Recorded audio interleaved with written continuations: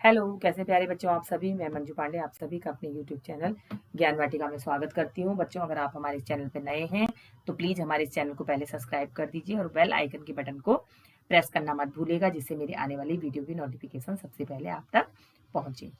बच्चों, आज हम पढ़ेंगे कक्षा 4 पाठ 12 सुनीता की पहिया कुर्सी। ये एक बहुत ही अच्छी कहानी है।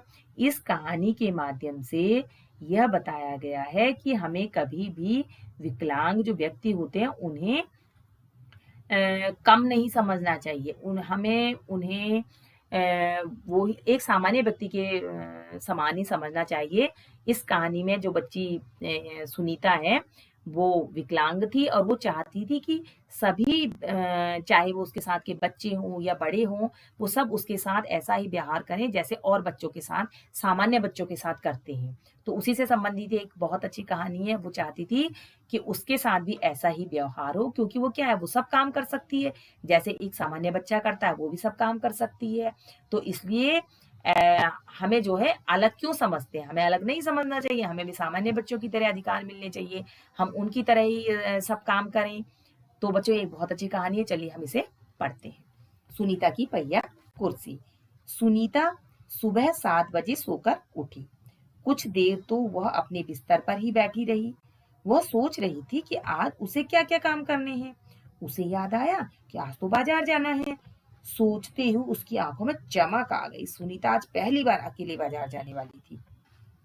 उसने अपनी टांगों को हाथ से पकड़कर खींचा और उन्हें पलंग से नीचे की ओर लटकाया। फिर पलंग का सहारा लेती हुई अपनी पहिया कुर्सी तक बढ़ी। सुनीता चलने फिरने के लिए पहिया कुर्सी की मदद लेती थी। आज वह सभी काम फुर्ती से निपटाना चाहती थी। हालांकि कपड़े बदलना, जूते पहनना आदि उसके लिए कठिन काम है, पर अपने रोजाना के काम करने के लिए उसे स्वयं ही कई तरीके ढूंढ निकाले हैं। 8 बजे तक सुनीता नहा धोकर तैयार हो गई। तो बच्चों, इसमें एक बच्ची सुनीता की कहानी है कि सुनीता जो है 7 बजे सोकर उठी और उसको थोड़ी देर वो अपने बिस्तर पर बैठी रही। फिर वो सोचने लगी कि उसे आज क्या क्या करना है। तो उसे याद आया कि आज तो उसे बाजार जाना है। तो जैसे ही उसने बाजार के बारे में सोचा तो उसकी आंखों में एकदम चमक आ गई। और सुनीता आज पहली बार अकेले बाजार जाने वाली थी। और दिन उसके साथ कोई ना कोई होता था। तो आज उसको लगा कि नहीं, आज तो मुझे अकेले जाना है। तो बहुत ही उत्साहित थी। उसने पहले अपने हाथों से अपनी टांगों को यानी अपने पैरों को जमीन पर रखा। फिर पलंग के सहारे उनको लटकाया। फिर जो है पलंग का सहारा लेती हुई अपनी पहिया कुर्सी, क्योंकि वो पहिया कुर्सी पर चलती थी, उसके पैर काम नहीं करते थे, तो पहिया कुर्सी का सहारा लेकर के चलती थी। तो वो पहिया कुर्सी तक गई और उसने जो है अपने सभी काम फुर्ती से वो चाहती थी कि आज वो अपने सभी काम फुर्ती यानी जल्दी से निपटा ले। हालांकि कपड़े बदलना, जूते पहनना उसके लिए कठिन काम होते थे, पर अपने रोजाना के काम करने के लिए वो स्वयं कई तरीके उसने निकाल लिए थे, जिससे वो आराम से ये काम कर लेती थी। 8 बजे तक सुनीता नहा धोकर तैयार हो गई। माँ ने मेज पर नाश्ता लगा दिया था। माँ, अचार की बोतल पकड़ाना, सुनीता ने कहा। अलमारी में रखी है, ले लो, माँ ने रसोई से जवाब दिया। सुनीता खुद जाकर अचार ले आई। नाश्ता करते करते उसने पूछा, माँ बाजार से क्या क्या लाना है? 1 किलो चीनी लानी है, पर क्या तुम अकेले संभाल लोगी? पक्का, सुनीता ने मुस्कुराते हुए कहा। सुनीता ने माँ से झोला और रुपए लिए। अपनी पहिया कुर्सी पर बैठकर वह बाजार की ओर चल दी। सुनीता को सड़क की जिंदगी देखने में मजा आता है। क्योंकि आज छुट्टी है, इसलिए हर जगह बच्चे खेलते भी दिखाई दे रहे हैं। सुनीता थोड़ी देर रुककर उन्हें रस्सी कूदते, गेंद खेलती देखती रही। वह थोड़ी उदास हो गई। वह भी उन बच्चों के साथ खेलना चाहती थी। खेल के मैदान में उसे एक लड़की दिखी। उसकी माँ उसे वापस लेने के लिए आई थी। दोनों एक दूसरे को टुकुर टुकुर देखने लगे। तो जब सुनीता 8 बजे तैयार हो गई बाजार जाने के लिए, तो उसने आकर के देखा कि माँ ने मेज पर नाश्ता लगाया हुआ था। तो सुनीता ने कहा कि अचार की बोतल पकड़ाना, तो माँ ने कहा अलमारी में रख के खुद ले लो।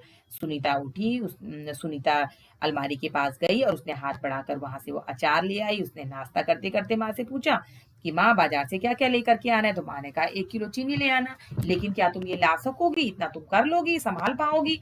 तो सुनीता ने मुस्कुराते हुए कहा बिल्कुल। और सुनीता ने अपनी माँ से झोला रुपए लिए और वो अपनी कुर्सी पर बैठ करके बाजार की ओर चल दी। अब सुनीता बच्चों जब सड़क की जिंदगी, यानी सुनीता क्या करती थी, कमरे में ही रहती थी क्योंकि वो चल नहीं पाती थी, कमरे में ही रहती थी। लेकिन जब वो बाहर आई तो उसे अच्छा लगा। छुट्टी का दिन था तो चारों तरफ बच्चे ही बच्चे खेल रहे थे। सुनीता थोड़ी देर रुक करके उन बच्चों को देखती रही। कुछ बच्चे रस्सी कूद रहे थे, कुछ गेंद गेंद खेल रहे थे। तो सुनीता बड़ी देर तक उनको देखती रही। वो थोड़ी उदास भी हो गई क्योंकि उसको भी लगा होगा कि अगर मैं भी ठीक होती, मैं भी खेल पाती तो मैं भी ये काम करती। वह भी उन बच्चों के साथ खेलना चाहती थी। अब खेल के मैदान के पास ही एक लड़की उसको दिखी जिसकी माँ उसे ऊपर वापस लेने के लिए आई थी।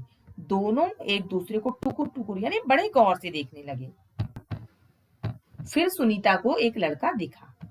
उस बच्चे को बहुत सारे बच्चे छोटू छोटू बुलाकर चिढ़ा रहे थे।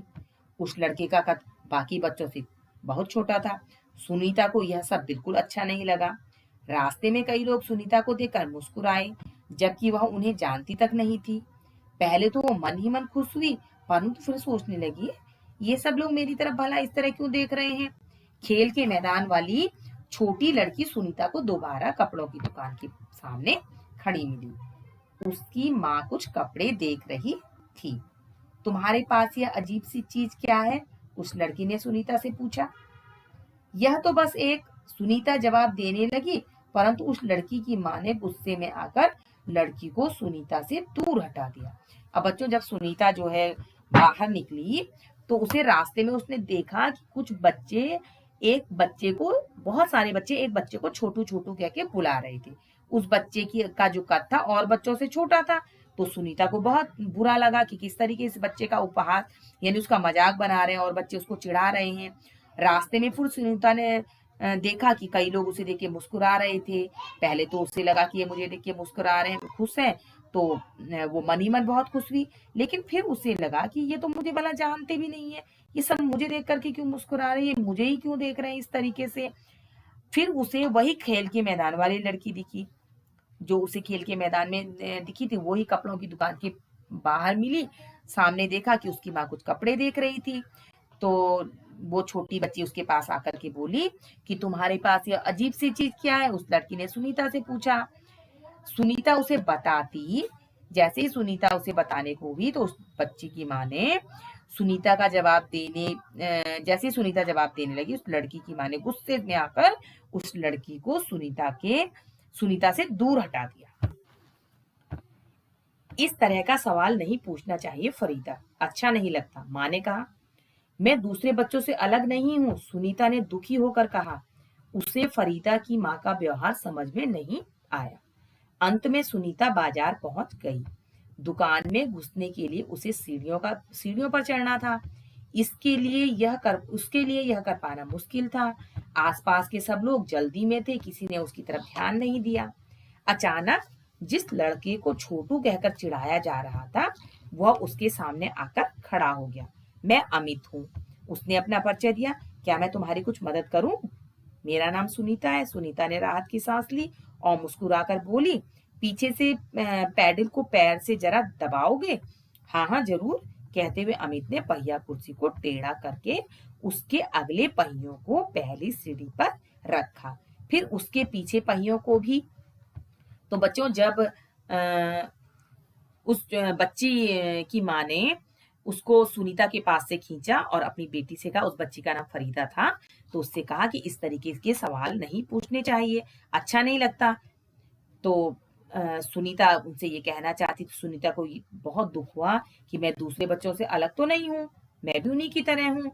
लेकिन उसे फरीदा की माँ का व्यवहार समझ में नहीं आया कि इन्होंने ऐसा क्यों कहा, क्यों इन्होंने उस बच्ची को जो है मेरे पास से हटा दिया। अंत में सुनीता बाजार पहुंच गई और दुकान में जैसे ही उसने घुसने के लिए सीढ़ियां चढ़ना चाहा आगे, क्योंकि दुकान में चढ़ने के लिए सीढ़ियां थी। अब सीढ़ियां चढ़ पाना मुश्किल था क्योंकि वो अकेली सीढ़ियां कैसे चढ़ती। तो इतने में उसने किसी का आसपास के जितने लोग थे वो सब जल्दीबाजी में थे, तो उन्होंने कोई ध्यान नहीं दिया।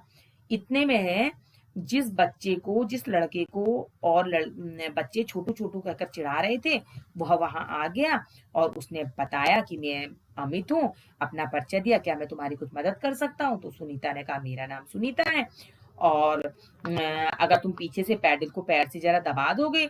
तो उसने कहा हाँ हाँ क्यों नहीं। तो इस तरीके से उसने सुनीता के जो पहिया कुर्सी था उसको टेढ़ा करके उसके अगले पहिए को पहली सीढ़ी पर रखा, जिससे और फिर उसने दूसरे पहियों को भी ऊपर चढ़ा दिया। सुनीता ने अमित को धन्यवाद दिया और कहा अब मैं दुकान तक खुद पहुंच सकती हूँ। दुकान में पहुंचकर सुनीता ने 1 किलो चीनी मांगी। दुकानदार उसे देखकर मुस्कुराया। चीनी की थैली पकड़ने के लिए उसने जैसे ही हाथ आगे बढ़ाया था कि दुकानदार ने थैली उसकी गोदी में रख दी। सुनीता ने गुस्से से कहा मैं भी दूसरों की तरह खुद अपने आप सामान ले सकती हूँ। उसे दुकानदार का व्यवहार बिल्कुल अच्छा नहीं लगा। चीनी लेकर सुनीता और अमित बाहर निकले।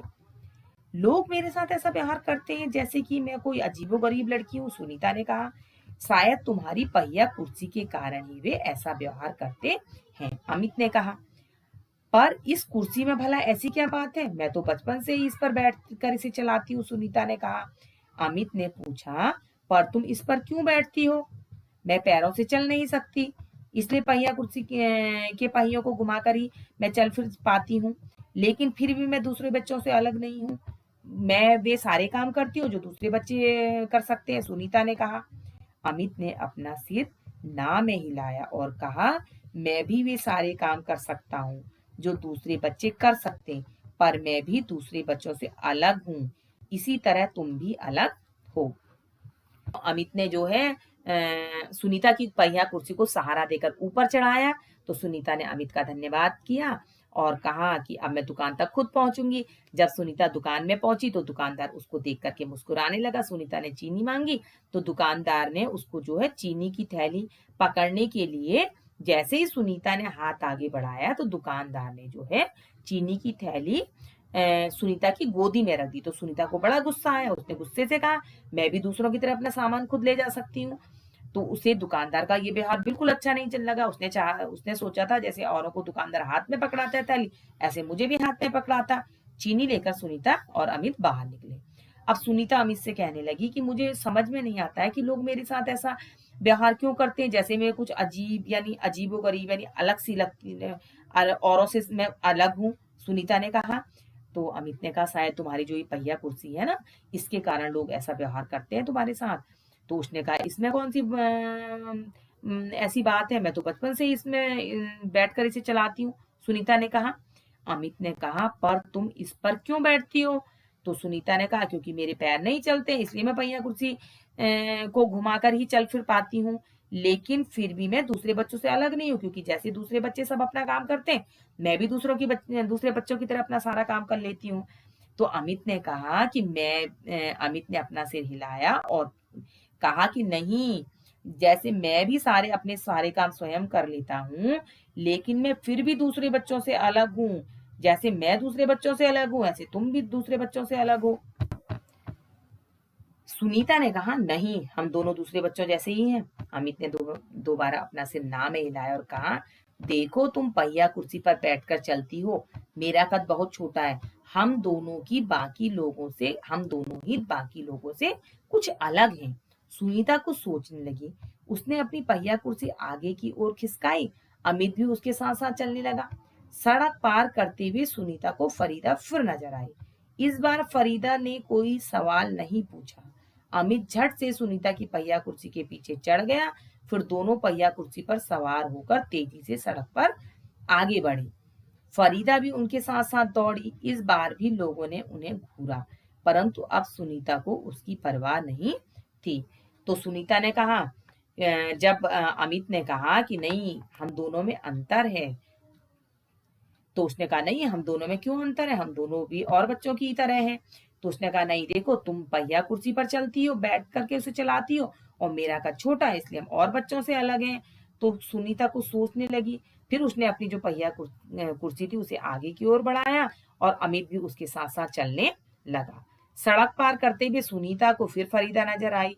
इस बार फरीदा ने कोई भी सवाल नहीं पूछा। अमित ने झट से सुनीता की पहिया कुर्सी को पीछे चढ़ गया। फिर दोनों पहिया कुर्सी पर सवार होकर तेजी से आगे बढ़ने लगे। फरीदा भी उनके साथ साथ दौड़ी। इस बार भी लोगों ने उन्हें घूरा, परंतु सुनीता को उन्हें इस बार उसकी कोई परवाह नहीं करी। पहले सुनीता को ये चीज बुरी लगती थी कि लोग मुझे क्यों देखते हैं, लेकिन जब अमित ने उसको समझाया कि हम दोनों ही और बच्चों से अलग हैं, तो सुनीता ने जो है उनकी परवाह, दुनिया की परवाह करनी छोड़ दी। तो बच्चों, कैसी है ये कहानी? ये बहुत अच्छी कहानी है ना। इस कहानी के माध्यम से ये दिखाया गया है कि विकलांगता कोई अभिशाप नहीं है।